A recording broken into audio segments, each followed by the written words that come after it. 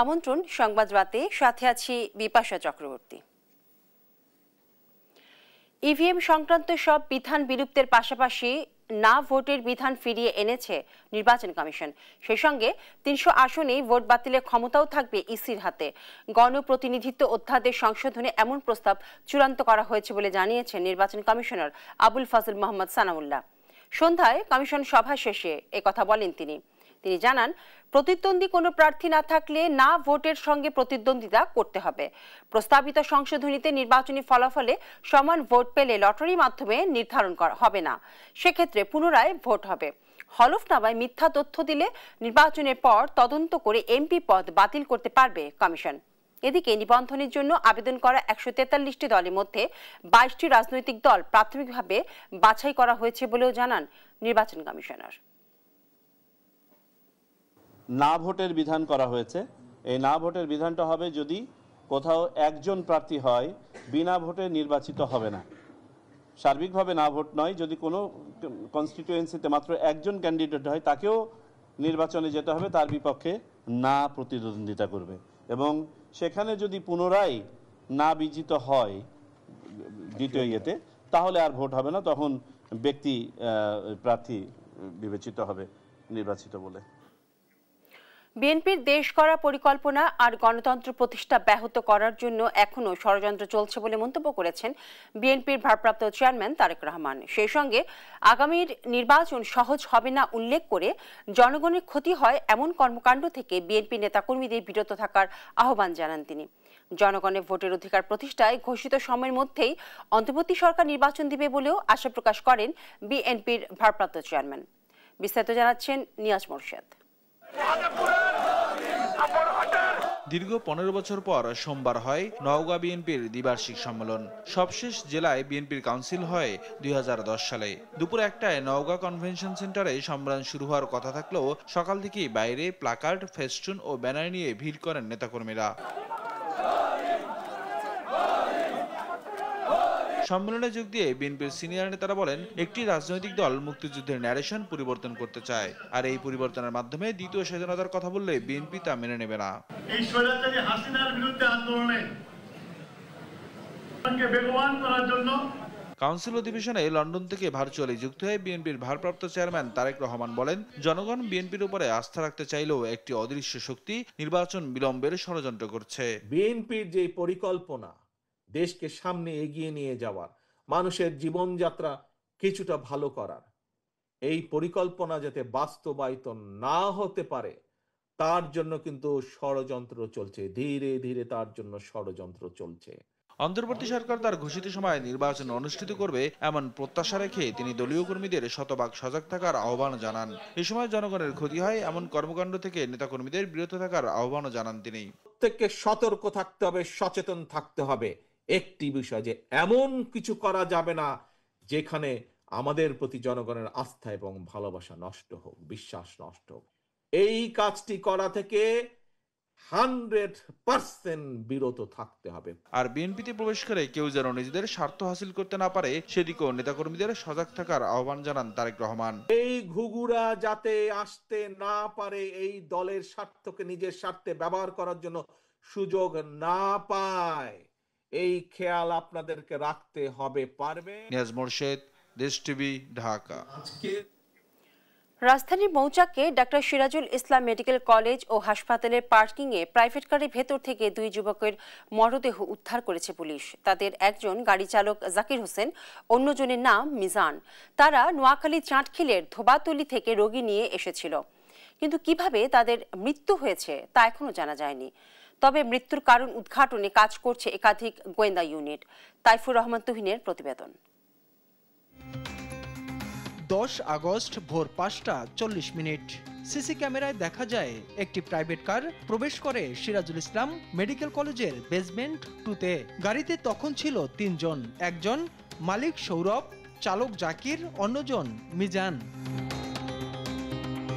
পরের ফুটেজে দেখা যায় মালিক সৌরভ ও মিজান গাড়ি থেকে নেমে রিসেপশনে কথা বলে। এরপর সৌরভ বের হয়ে যায় আর মিজান ফিরে যায় বেসমেন্টে। এরপর কেটে যায় প্রায় 30 ঘন্টা। একই জায়গায় দাঁড়িয়ে থাকা গাড়িটি নজরে আসে নিরাপত্তা কর্মীদের। সোমবার বেলা 11টার দিকে গাড়ির কাছে যেতেই ভিতর থেকে তীব্র দুর্গন্ধ আসে। আপনি যদি বলেন যে আমার পেশেন্ট আছে, আমার গাড়ি তো রাখতে দিতে হবে, অবশ্যই দিতে হবে। একটা গাড়ি ঢুকছে, সে পেশেন্ট নিয়ে যখন যায় নাই তখন যাই ওখানে দেখতেছি, দেখে এই অবস্থা, তখন কর্তৃপক্ষ। নিরাপত্তা কর্মীদের দেয়া খবর পেয়ে ঘটনাস্থলে আসে র্যাব, পুলিশ ও সিআইডি। গাড়ির ভিতর থেকে উদ্ধার করা হয় মিজান ও চালক জাকিরের মরদেহ। জানা যায় হাসপাতালে ভর্তি থাকা রোগী নিতে নোয়াখালীর চাটখিল থেকে এসেছিলেন তারা। সে এয়ারপোর্টে লোক নিয়ে আসবে, যদি সুযোগ পাচ্ছে সে আমাকে নিয়ে যাবে। আমি আবার রিটার্ন করছি যে তাকে মানা করে দিই, সে যেন আসে, আমাদেরকে রিলিজ দিবে না। প্রচন্ড গরমে মরদেহ দ্রুত পচে গেছে। এটি পরিকল্পিত হত্যা নাকি অন্য কোনো ঘটনা তা তাৎক্ষণিক জানাতে পারেনি পুলিশ। বলেন তদন্তের পরই জানা যাবে আসল রহস্য। দুইটা অজ্ঞাতনামা লাশের আমরা শনাক্ত করতে পেরেছি। আমরা বাদবাকি আমরা সিসি ক্যামেরা থেকে শুরু করে আমাদের যে টুলসগুলো আছে আমরা ব্যবহার করে আমরা এটা ফুল থরলি একটা ইনভেস্টিগেশন করতেছি। করার পরে আসলে বুঝতে পারবো এটার কি হয়েছে। ময়নাতদন্ত শেষে মরদেহ পরিবারের কাছে হস্তান্তর করা হবে বলেও জানায় পুলিশ। তাইফুর রহমান তুহিন, দেশ টিভি, ঢাকা। রাজধানী মোহাম্মদপুরে জেনেভা ক্যাম্পে মাদক ব্যবসা নিয়ে বিরোধের জেরে দুই গ্রুপের দফায় দফায় সংঘর্ষ হয়েছে। এতে শাহ আলম নামে একজনের মৃত্যু হয়েছে। সোমবার দুপুরে তাকে হত্যা করা হয়। জেনেভা ক্যাম্পের একাধিক বাসিন্দার সঙ্গে কথা বলে জানা গেছে, রাজধানীর মোহাম্মদপুর জেনেভা ক্যাম্পে শীর্ষ মাদক ব্যবসায়ীরা মাদকের স্পট দখলে নিতে কয়েকদিন ধরে ভয়াবহ সংঘর্ষে জড়িয়েছে। এ সময় মুহুর্মুহুর ককটেল বিস্ফোরণ এবং গুলির ঘটনায় আতঙ্কিত হয়ে পড়েন স্থানীয় বাসিন্দারা। এ ঘটনায় দুইজনকে আটক করা হয়েছে।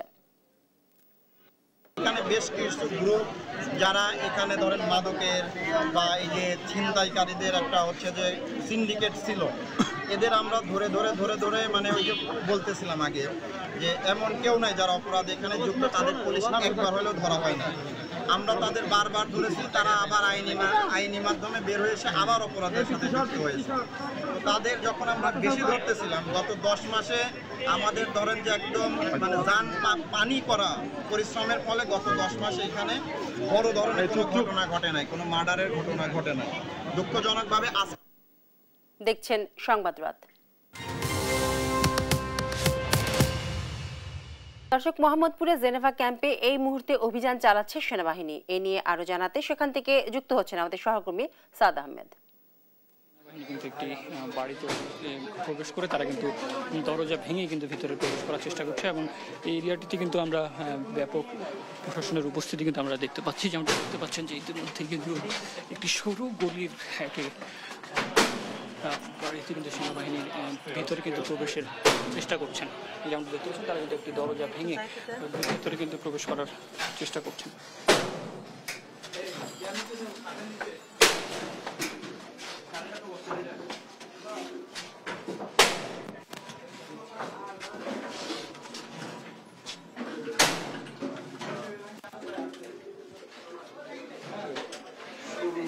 আমি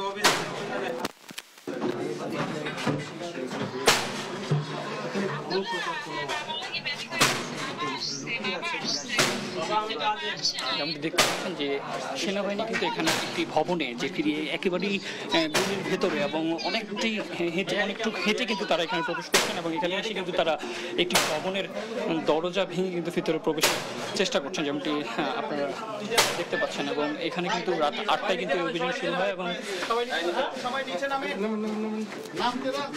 নামেন।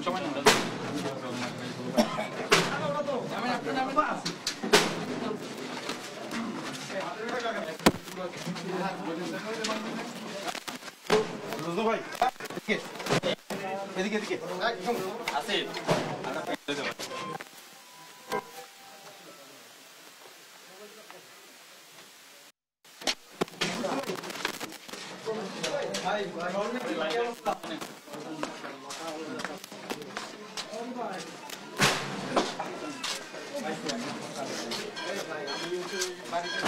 লাগে না আশাবাড়ি কি করতে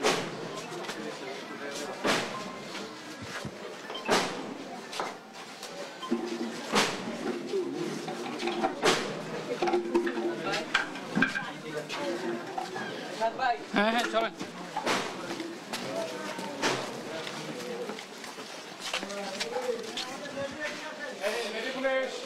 এবং যৌথ বাহিনী কিন্তু বিভিন্ন ভাগে ভাগ হয়ে কিন্তু এখানে অভিযান পরিচালনা করছেন, যেমন দেখতে পাচ্ছেন। তারা কিন্তু এখন বিভিন্ন গলির মুখে যে বাড়িগুলো রয়েছে সেগুলো কিন্তু। দর্শক, আমরা ছিলাম মোহাম্মদপুরে জেনেভা ক্যাম্পে যৌথ বাহিনীর অভিযানে। মেজর সিনহা হত্যার প্রধান আসামি ওসি প্রদীপের ফাঁসির রায় কার্যকরের দিনক্ষণ নির্ধারণে সরকারের প্রতি আহ্বান জানিয়েছেন এক্স আর্ম ফোর্স। সোমবার ঢাকা রিপোর্টার্স ইউনিটিতে এক সংবাদ সম্মেলনে এই দাবি জানায় সংগঠনটি।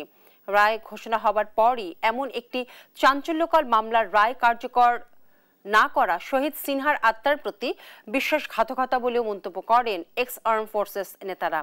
রায় কার্যকরে দীর্ঘসূত্রিতার পেছনে রাজনৈতিক ও প্রশাসনিক চাপ নাকি বহির্বিশ্বের চাপ আছে তাও স্পষ্ট করার দাবি জানান তারা। রায় কার্যকরে সরকার দেরি করলে আন্দোলনের হুঁশিয়ারিও দেন বক্তারা।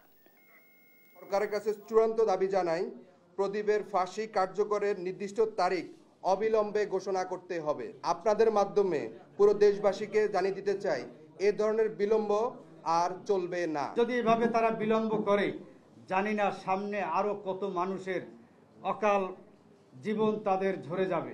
হাইকোর্ট রায় দিয়েছে, এরপরে অ্যাপেলেট ডিভিশনে গেছে সুপ্রিম কোর্টে, সেটার রায় হয়ে গিয়েছে 2 মাস আগে, এখন পর্যন্ত কেন কার্যকর হচ্ছে না?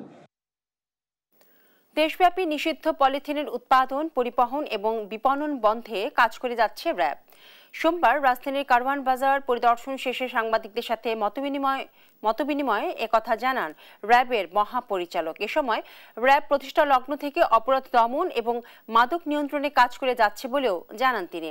পরে কারওয়ান বাজারে জনসাধারণ, দোকানদার এবং ব্যবসায়ীদের মাঝে অবৈধ পলিথিন ব্যবহারে ক্ষতিকর দিক তুলে ধরে জনসচেতনতামূলক লিফলেট বিতরণ করা হয়। আপনারা জানেন যে নিষিদ্ধ পলিথিন আমাদের পরিবেশের জন্য খুব ক্ষতিকর।